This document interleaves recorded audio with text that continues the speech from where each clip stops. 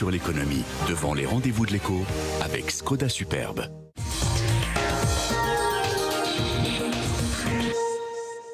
Quasiment 50 000 postes créés en un trimestre, Guillaume. Oui. Plus de 100 000 sur un an, c'était jamais vu depuis 10 ans. Dans en le France. secteur privé, oui. Alors effectivement, c'est vrai que c'est un bon chiffre, hein. 200 000 emplois créés en 12 mois dans le secteur privé. C'est vrai qu'on n'avait pas vu ça depuis 10 ans. Vous faites le calcul, ça nous fait début 2007, donc juste avant le début de la crise. Donc c'est pas anodin.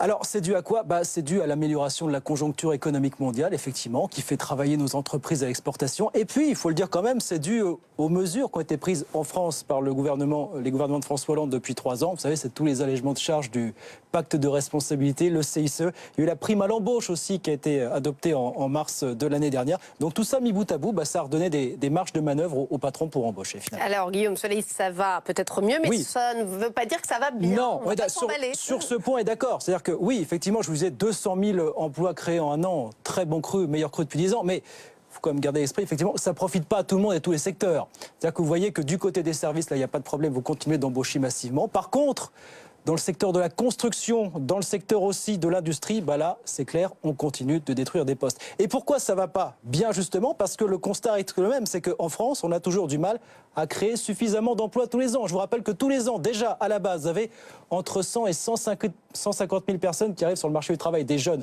Donc ça veut dire que là, même avec votre meilleure année en 10 ans, 200 000, vous arrivez tout juste à absorber ces nouveaux entrants, mais pas beaucoup plus. Donc vous comprenez que c'est ça qui reste l'enjeu aujourd'hui, c'est créer beaucoup plus d'emplois pour faire vraiment baisser le chômage en France. Et ce sera évidemment la mission prioritaire d'un certain Emmanuel Macron. Ça sera évidemment sa mission prioritaire. Vous savez d'ailleurs qu'il a voulu entrer dans le vif du sujet, puisqu'on va très vite s'attaquer à la réforme du marché du travail. Il veut faire passer ça dès cet été pour flexibiliser, tout en accordant plus de sécurité pour les travailleurs, mais en essayant aussi de limiter les indemnités prud'homales, parce que c'est ça le grand mal, disent les patrons, c'est j'ai peur d'embaucher parce que j'ai peur de ce que ça me coûterait si je devrais licencier. Voilà, c'est les questions sensibles, mais il faut savoir que c'est tout le projet autour de la loi El Khomri dont on avait beaucoup parlé pendant un an qui va revenir au galop.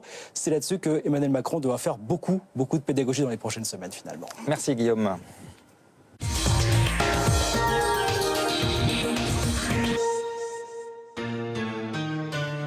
Vous avez porté un